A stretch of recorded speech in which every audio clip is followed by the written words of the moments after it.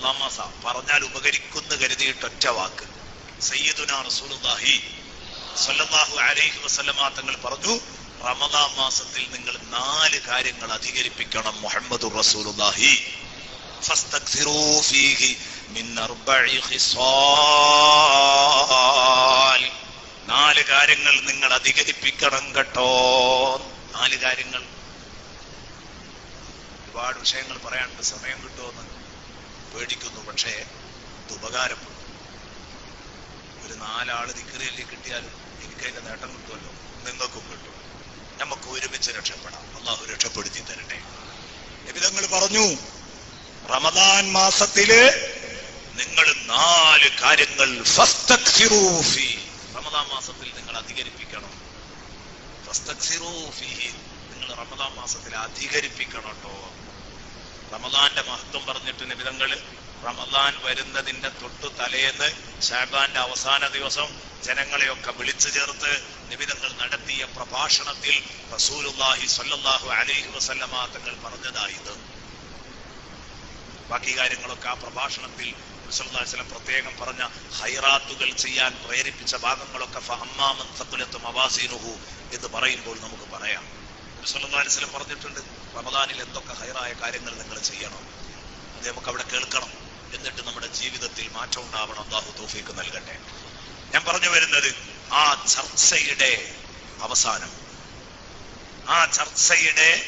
അവസാനം അള്ളാഹുവിന്റെ ഹബീബ് കുറിക്കുന്നത് എങ്ങനെയാണെന്നറിയോ?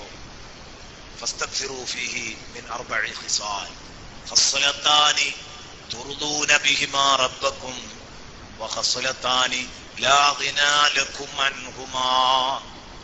4 കാര്യങ്ങൾ നിങ്ങൾ അധികരിപ്പിക്കണം.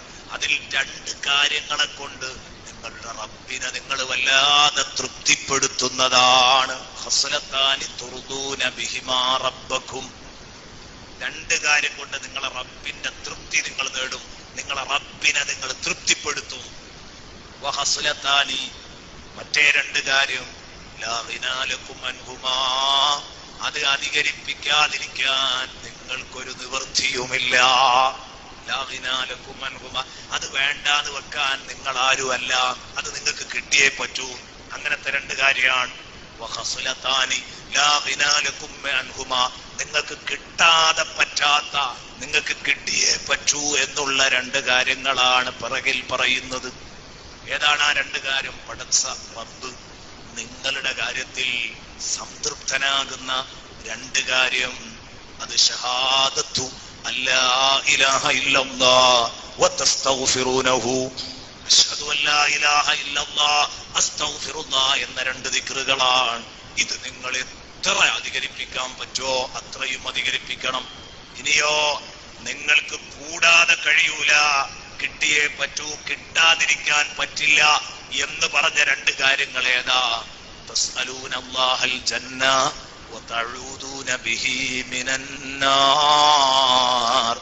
അല്ലാഹുവോട് സ്വർഗ്ഗം ചോദിക്കലും നരകത്തെ തൊട്ട് അഭയം തേടലും. അതാണ് സുഹൃത്തുക്കളെ ഈ 4 കാര്യവും കൂടെ ഒരുമിച്ച് കൂട്ടിയിട്ട് നമ്മുടെ മുൻഗാമികള് നമ്മളെ പഠിപ്പിച്ച ഒരു ദിക്റുണ്ട്. റമദാനിന്റെ പൊന്നമ്പിളി മാനത്ത് വെളിപ്പെട്ടു എന്ന് കേട്ടാൽ പള്ളി മിനാരങ്ങളിൽ നിന്ന് പൊങ്ങി റമദാൻ കഴിയോളം ഒഴിവുവേളയിലൊക്കെ നമ്മൾ ചൊല്ലുന്നു. ഒന്ന് ചൊല്ല്, അശ്ഹദു അല്ലാ ഇലാഹ ഇല്ലല്ലാഹ് അസ്തഗ്ഫിറുല്ലാഹ് അസ്അലുക്കൽ ജന്നത വഅഊദു ബിക മിനന്നാർ ഫസ്തഗ്ഫിറൂ ഫീഹി മിൻ 4 ഖിസാൽ. എന്താണ് ഈ 4 കാര്യം? ഇത് നിങ്ങൾ റമദാൻ മാസത്തിൽ അധികരിപ്പിക്കണമെന്നാണ് മുത്തുനബി പറഞ്ഞത്. എന്നിട്ട് നമ്മളെ കൂട്ടത്തിൽ എത്ര പേര് അധികരിപ്പിക്കുന്നുണ്ട്? അധികരിപ്പിക്കണമെന്ന് പറഞ്ഞിട്ട് അധികരിപ്പിക്കുന്നവർ നമ്മുടെ കൂട്ടത്തിൽ എത്ര പേരുണ്ട്? ചിന്തിക്കേണ്ടതാണ് പ്രിയപ്പെട്ട സഹോദരങ്ങളെ. ഞാൻ പറയുന്നു, വളരെ ചുരുക്കമാണ്.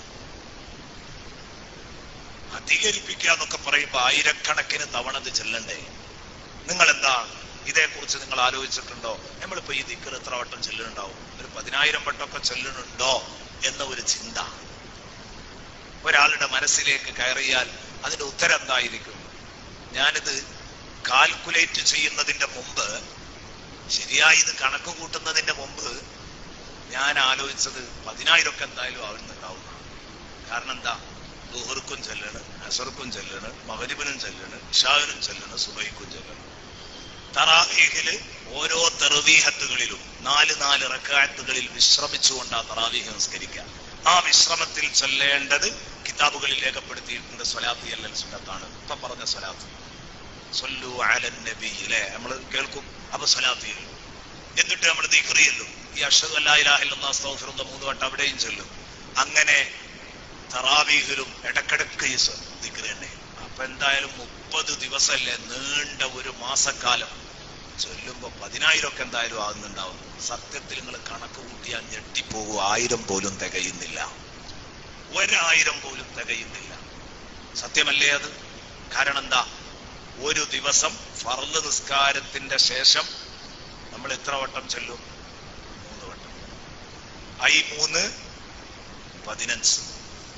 തറാവീഹിൽ ഓരോ 4 റക്അത്തിലും 3. അപ്പൊ ഐ 4 20. അവിടെ ഐ 3 15.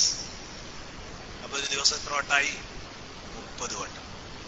15 15 30 വട്ടം. 30 × 30 900. ഇതാണ് പാകക്കൂടെ ചൊല്ലിക്കൂട്ടുന്നത്. 900 വട്ടം. ഇതാർക്ക്? 900 നമ്മക്കുണ്ടാവില്ല കേട്ടോ. ആർക്ക്? റമദാനായിട്ടൊരൊറ്റ നിസ്കാരം ജമാഅത്തായിട്ടല്ലാതെ അവൻ നിസ്കരിക്കരുത്. ഒക്കെ ജമാഅത്ത് കിട്ടണം. ജമാഅത്ത് കിട്ടിയാലും പോരെ, ഇമാമ് മറക്കും ചെയ്യരുത് അല്ലെ? ഇമാമ് മറന്നാലും പിന്നെ ഇപ്പൊ ഇമാം ഏതായാലും മറന്ന് ഞാനിരുന്ന് ചെല്ലട്ടെ എന്നുള്ള ചിന്തയൊന്നും നമുക്കില്ലല്ലോ. ഇമാമ് മറന്നിട്ടാ സുഖം, വേഗം എണീറ്റ് പോകാന്നുള്ളിടത്താണ്. ഇതല്ലേ നമ്മുടെയൊക്കെ നിലപാട്. ഞാൻ പറഞ്ഞു വരുന്നത്, പ്രിയപ്പെട്ട സഹോദരങ്ങളെ, നിസ്കാരത്തിന്റെ ശേഷം 3 വട്ടം ചൊല്ലിക്കോ. അതിന്റെ പുറമെ ചുരുങ്ങിയതൊരു 100 വട്ടം ചൊല്ലാൻ, ഒരു ദിവസം 100 വട്ടം ചൊല്ലാൻ. 100 ഞാൻ ഏറ്റവും ചുരുങ്ങിയത് പറഞ്ഞതാ. നിങ്ങൾ ഇത് ചൊല്ലാൻ തയ്യാറാണോ? ഈ സദസ്സ് നമുക്ക് ഉപയോഗപ്പെട്ടു അല്ലേ? ഈ സദസ്സിന് എത്ര കാശ് മുടങ്ങിയാലും ഈ ചെലവുകളൊക്കെ നിങ്ങളൊന്ന് കൂട്ടി നോക്ക്. എത്ര കാശ് ചെലവാക്കണം? എത്ര വലിയ ഭാരിച്ച ചെലവുണ്ടെങ്കിലും നിങ്ങൾ കൊടുക്കുന്ന സംഭാവന ഒക്കെ മുതലായി പോയി. ഈ കൂടിയവരെല്ലാവരും ഈ റമദാൻ അവസാനിക്കുന്നത് വരെ ദിവസം 100 വട്ടം ഈ ദിക്ർ ചൊല്ലിയാൽ, ഒന്ന് ചൊല്ലൊരു 3 വട്ടം അഷ്ഹദു അല്ലാ ഇലാഹ ഇല്ലല്ലാഹ് അസ്തഗ്ഫിറുല്ലാഹ് അസ്അലുകൽ ജന്നത വഅഊദു ബിക മിനന്നാർ അഷ്ഹദു അല്ലാ ഇലാഹ ഇല്ലല്ലാഹ് അസ്തഗ്ഫിറുല്ലാഹ് അസ്അലുകൽ ജന്നത വഅഊദു ബിക മിനന്നാർ അഷ്ഹദു അല്ലാ ഇലാഹ ഇല്ലല്ലാഹ് അസ്തഗ്ഫിറുല്ലാഹ് അസ്അലുകൽ ജന്നത വഅഊദു ബിക മിനന്നാർ. അല്ലാഹുവേ, ഞങ്ങളുടെ ദോഷങ്ങൾ പുറത്തു തരണേ അല്ലാഹ്. പടച്ചവനെ, ഞങ്ങൾക്ക് സ്വർഗം നൽകണേ അല്ലാഹ്. ഞങ്ങളെ നരകത്തെ തൊട്ട് കാക്കണേ അല്ലാഹ്.